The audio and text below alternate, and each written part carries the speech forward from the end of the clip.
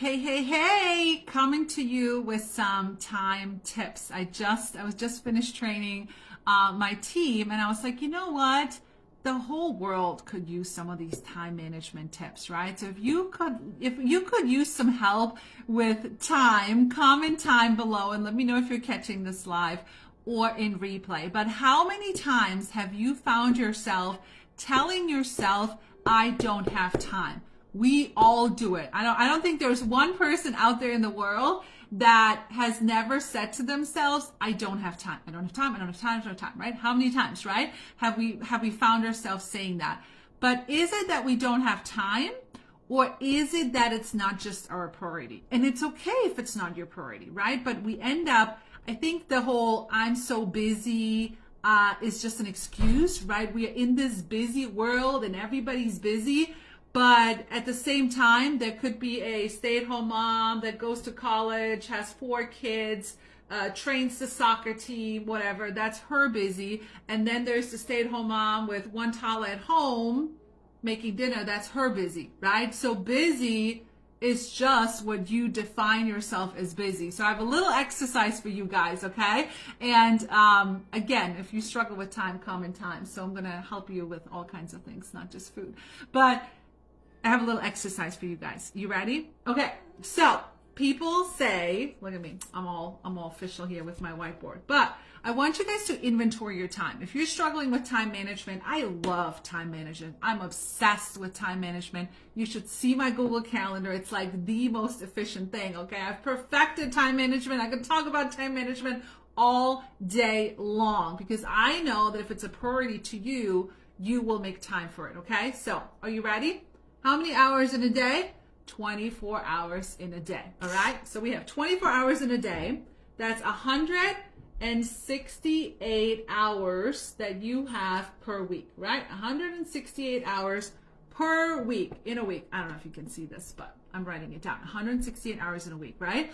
So let's see where all your time goes. Okay. So let's say, how many hours a night do you guys sleep? How many hours a night? You should be sleeping 8, right? I get about 7. So let's say you sleep 8 hours a day and you're like, Claudia, I never sleep 8 hours a day. I don't have time. But let's just pretend you do. Let's just give you 8 hours, okay? So we're going to give you 8 times 7, 8 hours a day. So 56 hours to sleep.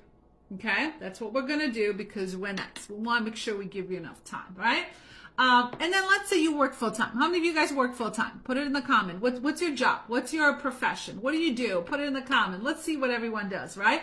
So let's say you work 40 hours a week, right? That's about average, right? So 8 times 5, 8 hours a day, Monday through Friday. On average, you work 40 hours a week, right? Sounds pretty normal. You sleep and you work, right? Pretty average. But wait, there's more, right? So what if I gave you 6 hours a day for stuff?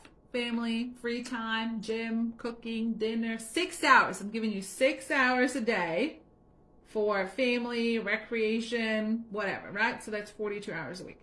I'm going to give you that for I'm going to write an F on here, and then I'm going to write work on here and sleep. I don't know if you can see that, right? So let's recap. If you're struggling with time, there is 168 hours a day, 168 hours in a week.